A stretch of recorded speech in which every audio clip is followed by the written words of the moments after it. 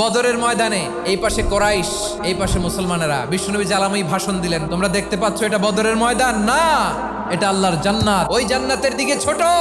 বিশ্বনবীর কথা শোনা মাত্র সাইয়েদনা উমাইর ইবনুল হুমাম বললেন বাখ বাখ, মানে চমৎকার। বিশ্বনবী বললেন মা ইয়াহমিলুকা আলা কওলিকা বাখ বাখ ইয়া উমাইর, আমার এই কথা শুনে তুমি কেন বললা বাখ বাখ? ইয়া রাসূলুল্লাহ, আপনার এই কথা শুনে আমি বড্ড খুশি হয়েছি, আর আমি প্রত্যাশা করছি আমি যদি ওই জান্নাতের মালিক হতে পারি তাহলে কতই না ভালো হতো। সুবহানাল্লাহ বলেন। বিশ্বনবী বললেন উমাইর আনতা মিন আহলিহা, তুমি ওই জান্নাতের অধিবাসী, তুমি জান্নাতি। উমাইর চিন্তা করলেন আমি জান্নাতি, নবীর মুখ দিয়ে যখন বেরোইছে ওই জান্নাতে তো আমার ঢুকতেই হবে, কিন্তু হাতে 3টা খেজুর খেয়ে যদি জেহাদের ময়দানে যাই তাহলে জান্নাতে যেতে তো দেরি হয়ে যাবে। এই চিন্তা আসা মাত্রই খেজুর 3টাকে তিনি ছুঁড়ে মারলেন, তলোয়ার বের করে আল্লাহু আকবার বলে বদরের ময়দানে ঝাঁপিয়ে পড়লেন। আল্লাহর শত্রুদেরকে কচুকাটা করে এক পর্যায়ে শাহাদাতের সুধা পেয়ে নিজেও জান্নাতি হয়ে গেলেন। পড়েন সুবহানাল্লাহ।